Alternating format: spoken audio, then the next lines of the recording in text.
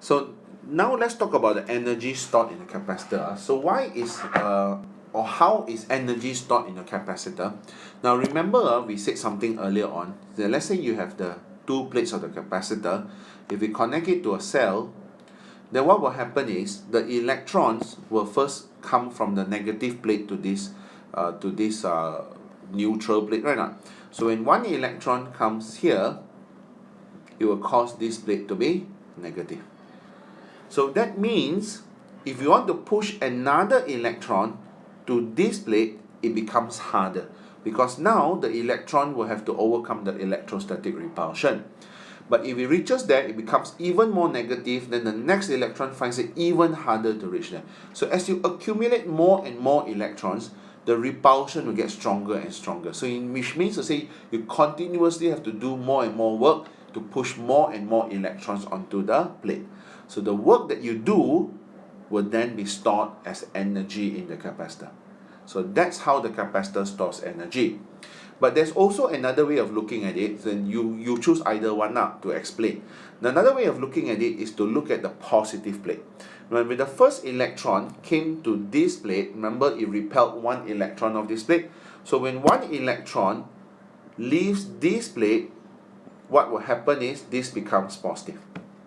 So when the next electron comes to here and repels another electron off the plate, the second electron has to overcome the attraction between the plate and itself. So it overcomes the electrostatic attraction now. But if it leaves, it becomes even more positive. Then the next electron that wants to leave will be harder, then harder and harder. So more work has to be done to overcome the electrostatic attraction. So you pick either one to explain, and then the conclusion is the same. So the work done is then stored as energy in the capacitor. Alright, so what is the formula then for the energy stored in the capacitor? Right, so what is the formula for the work done to charge a capacitor? So the conservation of energy tells you the work done to charge the capacitor will become the energy stored in the capacitor. So remember, in your electric field, we had this formula, which is W equals to QV. Which means to say, if you had a graph of V versus Q, then the area under the graph would give you your work done. So therefore, if I plot the graph of V versus Q for a capacitor, how will it look like? So if I have the formula for the capacitor, which is C equals to Q over V, so V equals to 1 over C times Q, right now.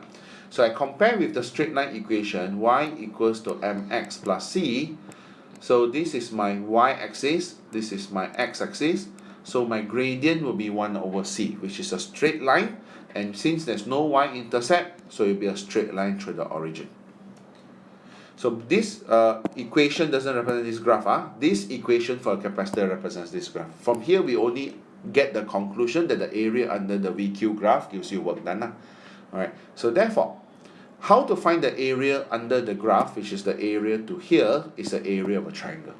So therefore, you will get W equals to half QV. And from the formula Q equals to CV, we can modify and get half CV squared. Or rearranging your C equals to Q over V, then we can get half Q squared over C. Either one of these formulas can be used to calculate the energy stored in the capacitor. It doesn't matter, it just depends on what information is given to you. Alright, you can use either one of these. But remember that the W here represents energy stored. Alright, and the V is the PD. When you reach that PD, what's the energy stored? And at that time, what is a charge stored? Alright. So the conclusion is, when do we use these formulas for capacitors? You see a half in front, this is for capacitor. When do we use W equals to QV? It's only for an isolated charge. For example, you accelerate an electron across a PD of V, then we use this. Accelerate a proton and alpha particle, then we use this. But talking about capacitors, must be a half QV.